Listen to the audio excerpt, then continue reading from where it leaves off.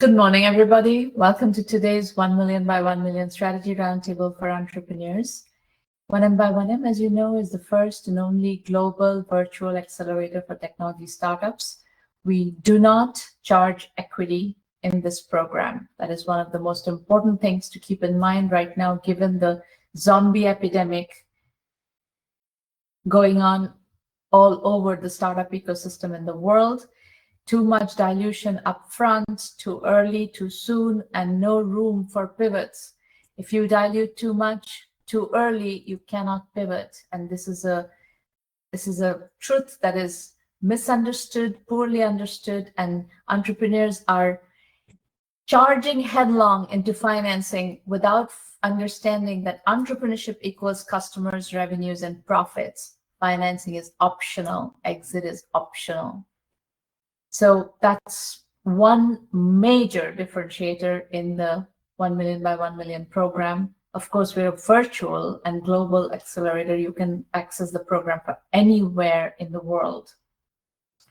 We support solo entrepreneurs categorically. Their solo entrepreneurs are rising. There's a huge bias against solo entrepreneurs in the industry. We are squarely in the camp of the solo entrepreneurs.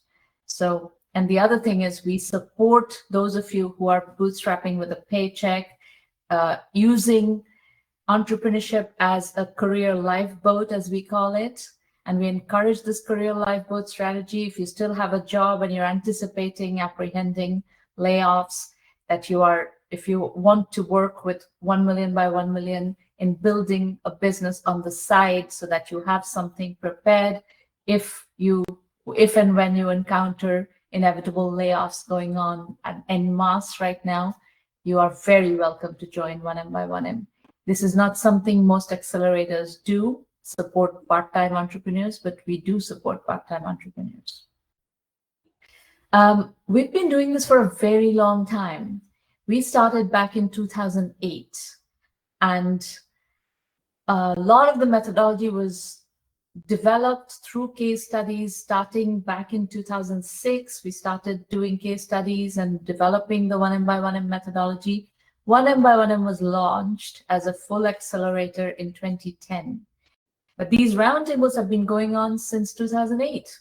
This is the 731st free mentoring roundtables. And of course, we do tons of these roundtables in our premium program as well. We have introduced Sramana Mitra's digital mind, the 1M by 1M AI mentor.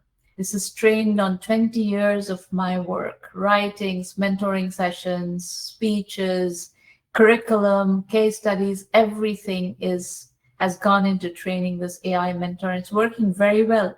I was just getting a notification this morning that somebody is using the AI mentor in German. Well, it's available in 57 languages.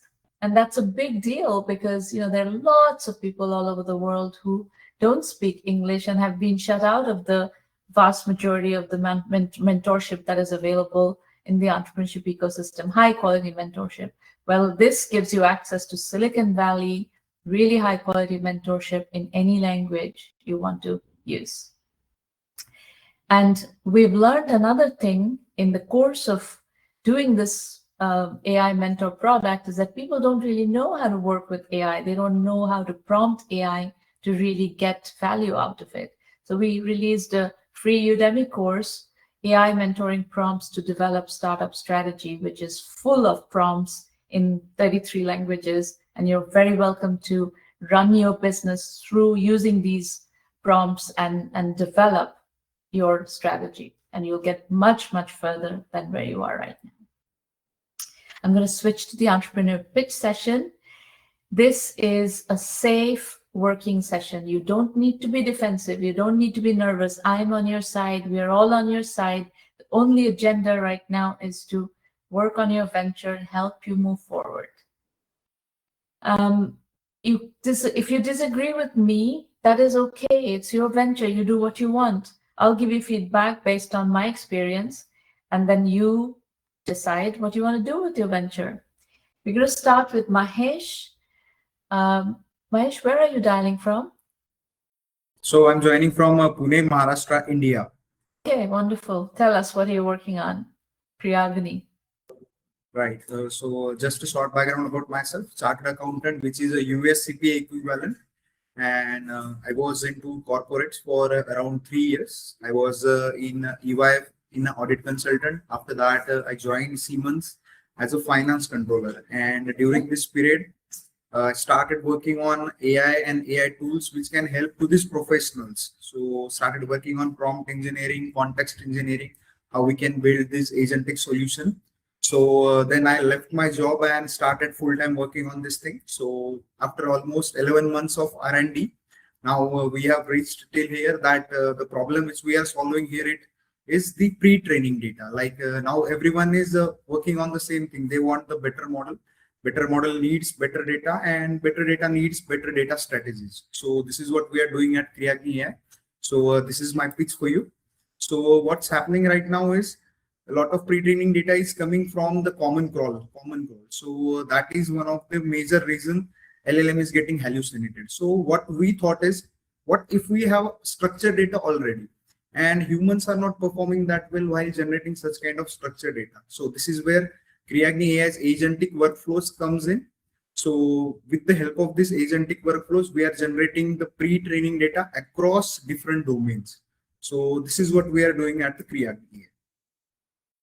So you are building a horizontal solution to create pre-training data sets for AI agents. Right now, we are entirely focused on finance, as I am from the finance background. So we are entirely focusing on the finance specific training data. Yeah, that's good, because it's generic horizontal strategy is unlikely to work. I think I'm happy to hear that you are focusing on finance, but your first slide doesn't say that. So you should mention that you are building a pre-training data for finance. Now let's double click down. What part of finance, what use case within finance are you trying to solve? So right now, as I'm the chartered accountant, we are running a consultancy, and in that consultancy, we are getting the feedbacks like what exactly people are looking for. So one case study we have released, which were related to vendor assessment. A lot of people wanted to do vendor assessment, so we are targeting at the vendor assessment part, specifically in the finance. Vendor assessment specifically in finance, what does that mean? What vendors? Are vendors for the whole company that finance is assessing from a finance point of view, or vendors for finance? Vendor for finance perspective, yes. Vendors for what? Tell me more.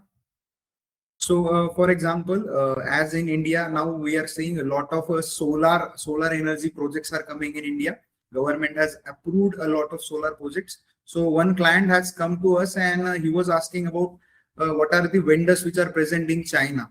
So with the help of our agentic workflows, we are generating this vendor assessment report. Earlier, it used to take us around 2 to 3 days. Now with the help of our agentic finance, though. Yes. What does that have to do with finance? Before getting into any kind of investment, what kind of vendor we need to choose for our company? The CFOs, the CSOs are asking the same thing. What kind of a vendor we should select for it? And they cannot wait for almost 15 to 20 days. With the help of our system, we are doing it in almost less than 30 minutes. Are you doing a financial assessment of these solar vendors? Is that what you're saying? Yes, not just for solar, but financial assessment across entire domains, different kinds of companies. For example, as we are considering the vendor assessment, what things will come under vendor assessment? What is the company's current situation? What are its corporate governance? What are its profit growth? What are its competitors? So we have converted into an agentic workflow and we are generating these reports. So you are doing vendor assessment from a financial perspective for your clients. Yes.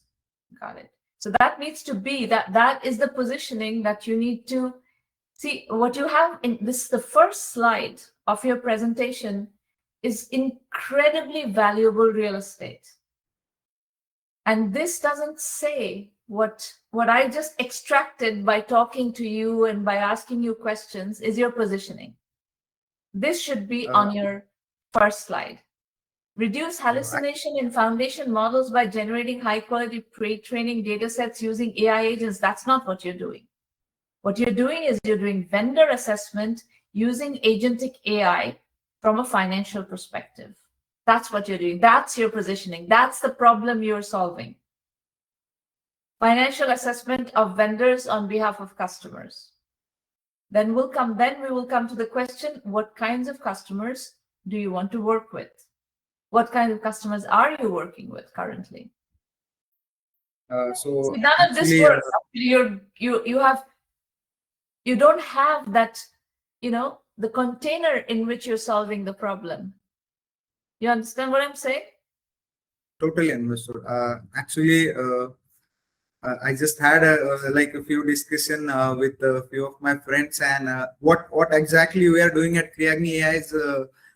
I will be very honest with you. So what we are doing is we are working on a project. It's kind of a entire pre-training project. Like currently the data is from the common crawl. We have built around 600 agentic workflows, not just for the vendor assessment, but across different kinds of domains which are extracting this kind of data. But my friends told me, ki, don't tell the 600, just say ki you are just focusing on only one thing.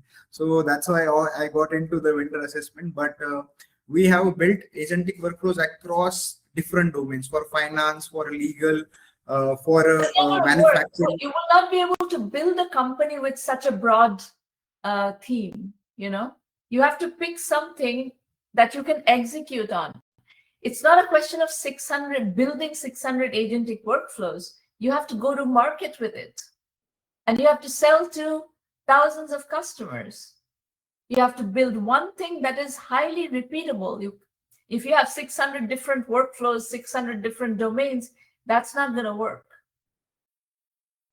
You cannot build a repeatable business. To build a business, you need repeatability.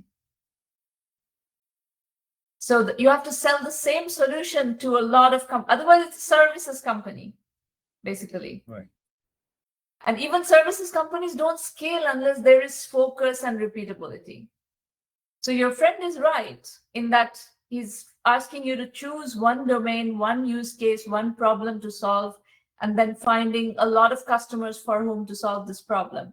There is one other question I want you to ask, though.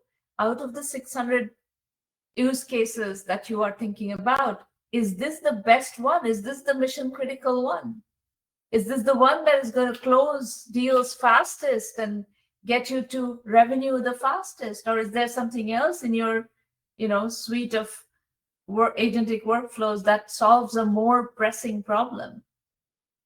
You need to think about your portfolio of possible positionings to see which one can get you to revenue the fastest, which problem is a burning problem that you're solving. That is going to be the easiest and fastest to sell. So I can give you feedback on this idea of how to select vendors and assess them from a financial perspective. It's not clear to me that is necessarily the best problem for you to solve. So how many customers do you have who are asking to solve that problem? Right now, what was the insight which we have received? We had connected with one around 2 CFOs and one AVP from an Indian listed company, and we have generated that report for them, that business intelligence report for them. What was the insight? That those reports are very structured, those reports are confidence aware, and those reports are providing the recommendation. So what we realized is, if this can be used for humans, then this can be used by AI as well. So that's how we are thinking the other way. Why, rather than going to the humans, how we can focusing on these AI companies to use these reports as a training data. So that was the insight which we are looking on. I'm not sure that's so. So here's the principle in 1 million by 1 million is you have to validate your assumption with customers. If you want to sell these 600 different models that you have created structured data for to AI companies, how many AI companies have you talked to? Have they said that they want to buy this data? So yes, as we have mentioned in our slide, we have almost received an interest from the Turing. We had a demo with their head of AGI, who is Eriga, and we had shown them the demo how we are building this agentic workflows, and they were very interested, like how we have built those systems. So that was one sure shot call for us that we are doing something which LLM companies are looking for. And after that, yes, we are building these reports as well, and we are taking the reviews from these AI labs as well. So I'm putting out on the LinkedIn, and there is one company in India which is known as a Deccan AI, which is also into this training data as well. So we have been appreciated by their head of data as well for building such kind of methods. So 11 months of entire, yes. What does that mean, being appreciated? Are they offering to buy from you? Ultimately, customer validation is somebody offering you money to buy your product. Has anybody offered money to buy your product? Regarding one UK-based companies there, I won't be able to say the name right now, maybe, but yes. It doesn't matter. I don't care about the name. I just want to know, are there customers who are validating your value prop? Because you're talking about very different businesses. You're talking about somebody trying to find vendors, and you're providing them reports on vendor assessment from a financial perspective. Now you're talking about selling data to AI companies. They're completely different businesses. That was the problem I'm facing. Like, it's been 11 months I was into entire this R&D stuff, and I have built a lot of different things, and that is the we got a lot of industry validations as such. And this 11 months I feel we were into entire R&D, like what will be the best solution for the end user. In 1M by1M, we discourage people to do R&D disconnected from customers. The methodology, our methodology is customer first.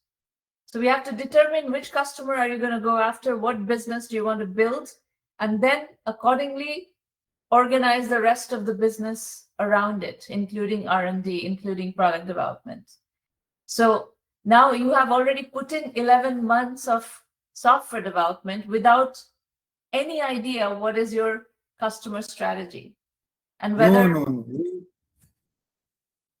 Yes. Yes, we have entirely validated our whole things. We are having a discussion with the Turing CEO as well, Jonathan. And to be very honest, what has happened, I will tell you very honestly. I have built one proprietary framework which is helping to build such kind of a training data at a very large scale. And when the CEO joined with me like 2 months back, as I was entirely into this product thing, I thought let's just have someone with me who can look after the sales and strategy side. And last month only, I was having a conversation with Turing regarding this acquisition thing. Reason being, they wanted that framework. And just 2 days back, my CEO left the company and she has joined there, Turing. So that's something thing which I have built, which these guys want. So this is something happened with me right now, to be very honest. Okay, so what are you thinking? Are you thinking of selling your company to Turing? Lot of questions are in my mind, like what exactly I must do. Reason being, I something which I have built, I feel these guys need it. These LLM companies need it. Reason being, our accuracy rate is currently crossing these benchmarks as well, for specifically for finance and legal as well. Right now, we haven't done the audit, but yes, we have done our own LLM evaluation, and we are crossing almost all these benchmarks. So not only that, there are if you want to work as a backend of AI companies, there are many vertical AI companies who are working in specific domains. There's a whole lot of legal AI companies, there are finance AI companies, there's all kinds of AI companies. You could create a go-to-market strategy that is working as a, selling into the AI companies. That's a different strategy than providing vendor research for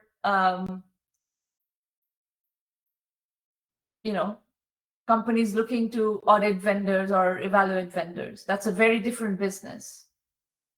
So those reports were to analyze whether that CFO liked that report. If that CFO liked that report, then definitely such kind of reports can become the foundation to train these AI models. So that's how we try to get that analogy key. If this data can be used by a human for a higher hierarchy human, definitely that data can be used to train these AI models. So that's how we were trying to analyze those things. We got these domain experts reviews as well. And right now what we are focusing on is building this training data. So, and to be very honest, I am very confused. I have built a lot of different things, but I want to target these AI companies, specifically these I can help you figure out all these steps. That is what we do in 1 million by 1 million. That is what we do, is figuring out how to move through the options and create a strategy so that you have a repeatable strategy. So okay, I understand where you are. I understand what you are trying to do, but you have a tremendous amount of work to do on the strategy side now. Understood. Okay, so we have to founder-led sales is fine, but you have to figure out whom to sell to and what is the value proposition of that sale, and what do they have, what are they missing, what do you bring to the table, and so, how right. Yeah, go ahead. Right now, current systems are they have built, what they are building is, these guys are also building these agentic workflows, these Claude skills. Claude skills are also used to generate such kind of a synthetic training data. But what we have built is, we are not building the skills first, we are building the context first. For example, if we are considering I want to generate data for equity, we are understanding, we want to build specifically for equity related. Now, rather than prompting it, what we will do is, we will first define how an equity analyst will look. We will try to define it, which the framework which we have developed, we are calling it as a 3Q framework. So to define that equity analyst, what kind of agent we want to build, first we will define that, who are the users, and what kind of output will be required. So that's how we will build this context pipeline, which these guys are missing right now.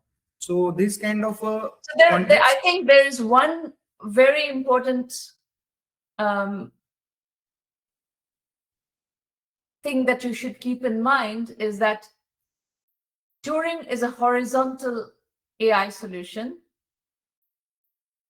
but there is also vertical AI solutions where you may be able to score much quicker deals. I think Turing, from what you're telling me, is looking at potentially acquiring you, which is good. I think it's a reason. Turing is a very heavily funded company, and going and getting yourself acquired by Turing is a reasonable path. So you should pursue that path.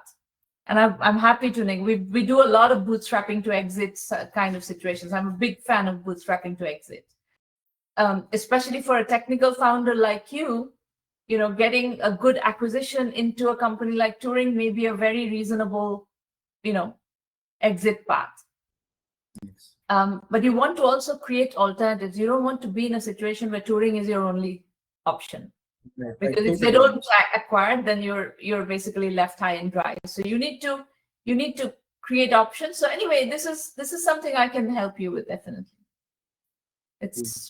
Positioning is something that you need to work on. Right. You have to figure out a go-to-market strategy. Absolutely.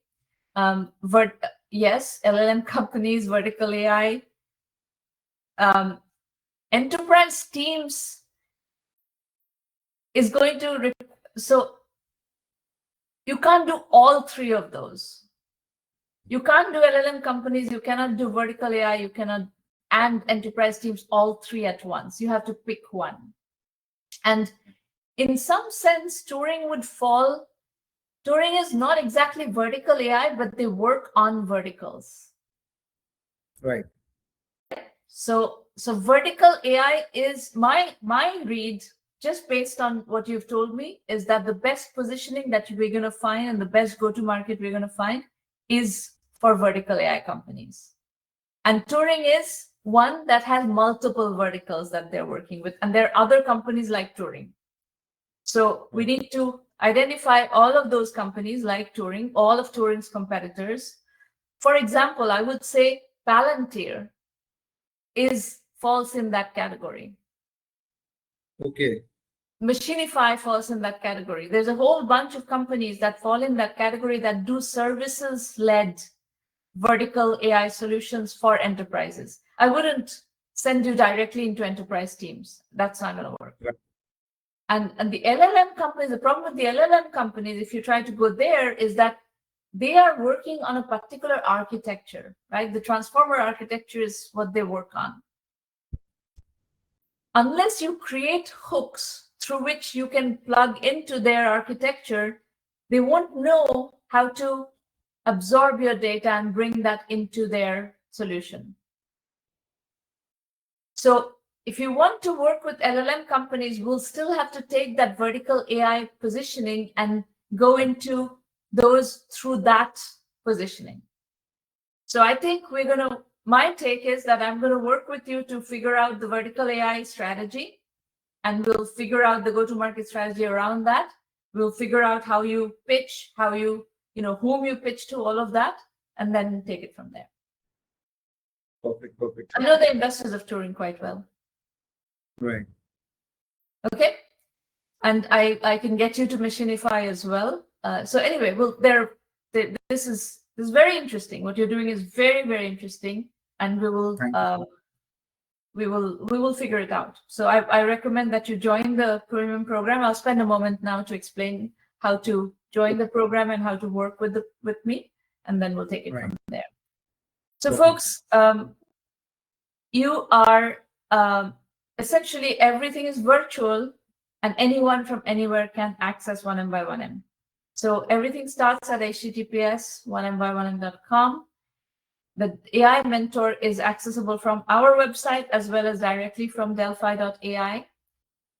The premium program is our full acceleration program. And Mahesh, you are going to need to join the premium program for me to work with you on a regular basis. So we have roundtables like this, but they're private for premium members only, where I do all this strategy work, whether you call it strategy consulting, mentoring, coaching, whatever, but that's done in the premium program. All introductions, investor introductions, customer introductions, partner introductions, everything is done through the premium program as well. We have a very good curriculum, actionable curriculum based on case studies. So that's also available from both premium and basic. You do have an option to get the curriculum only from basic. And the AI mentor is also included in the premium program. And the AI mentor is also included in the basic program. The basic program, for those of you who are looking to start at a lower entry point from a cost point of view, premium is $1,000 annual membership fee. Basic is just curriculum and AI mentor, and that's $99 per month. So figure out what is comfortable for you and start working with the program. You can always upgrade to another part of the program. So that's that. Those of you who are looking to pitch for the first time, you get to pitch to me free at one of these roundtables once. And there are all of July, we have roundtables. So there are 5 roundtables in July, and you're welcome to sign up, and Maureen will find you a slot. If you have questions about the program after today, your contact is Irina Patterson, irina@1mby1m.com. She can get on the phone, WhatsApp with you, whatever you want. And that is all. If you have anybody has any other questions, I am happy to take questions now. We have time for Q&A. Mahesh, if you have other questions, I'll be happy to take them now.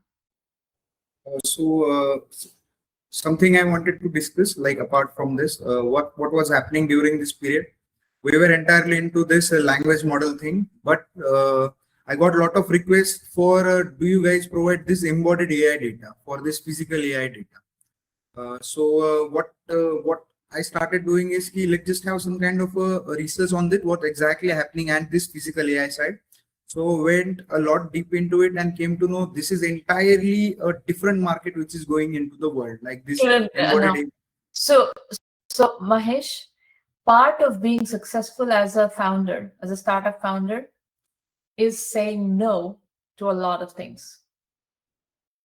People come and ask you this and ask you that and ask you this all the time. You have to stay absolutely focused. Once we design the strategy, you have to stay absolutely focused on that strategy and say no to everything else. That's how we're going to work. If you decide to join 1 million by 1 million, that's how we're going to work. You should not waver. Actually, what happened is we are in discussion with one UK-based same robotics company. We have provided we have onboarded 2 industries with us who are capturing the data. The best part which happened with me, the region which I belong to, such kind of activities are nowhere in the world. So I thought let's just have some kind of lot of attention on that thing. So I just thought let's just do something on those parts. And those activities. You have the way you build a business is you position very crisply, very precisely, and you focus on just the target customers based on that positioning. And that's, you say no to everything else. So I will help you position, and then I will help you figure out exactly who the customer base is, how to go forward with it. I will give you very clear guidance, exactly how to move forward. I think you have a very promising company here. So, but you are a bit all over the place. So we need to, bring you in focus and execute very precisely. But I do believe that you can have a successful, if you decide you want an exit relatively quickly, we can figure that out. If you want to build a business for the long term, we can figure that out. But there are options here, and you have something very interesting. It would be my pleasure to work with you. Like we have submitted our one research paper to unconventional AI as well, where we are proposing that now the AI models needs to be confidence-aware AI models. Current AI models are a black box output. We cannot trust the answer. We are just thinking it has answered. But what we are doing is we are building confidence-aware AI models where you will get a confidence score on each and every output. So this is something on the research side, which I'm just putting to this Anthropic, to this Google DeepMind guys. That was the research part. But at this point, because you're a startup, right? You have to focus. Yes. You don't have time to do so many things. You don't have time to submit papers and this and that. You have to be very focused on exactly where you're going to get your customers and really, develop commercial value. That's what I'm going to teach you if you decide that you're going to work with 1Mby1M. I think that this is something which is the problem with me. I'm trying so many things, and I realize one thing, that I have built something which is required. But now how it needs to be taken to the market, this is something I feel I need to be very, what can I say, need to be stable. On the product side, I can be maniac. Yeah, you have to focus. And even the development side needs to be very focused on things that are, going towards something. The development side needs to be aligned to your go-to-market strategy, your, positioning, everything. At this point, you have to focus. You spent 11 months kind of all over the place. Now you have to focus. If you want to succeed, now you have to focus. Totally. Okay. Very good. Anybody else? Any other question? I don't see any hand up.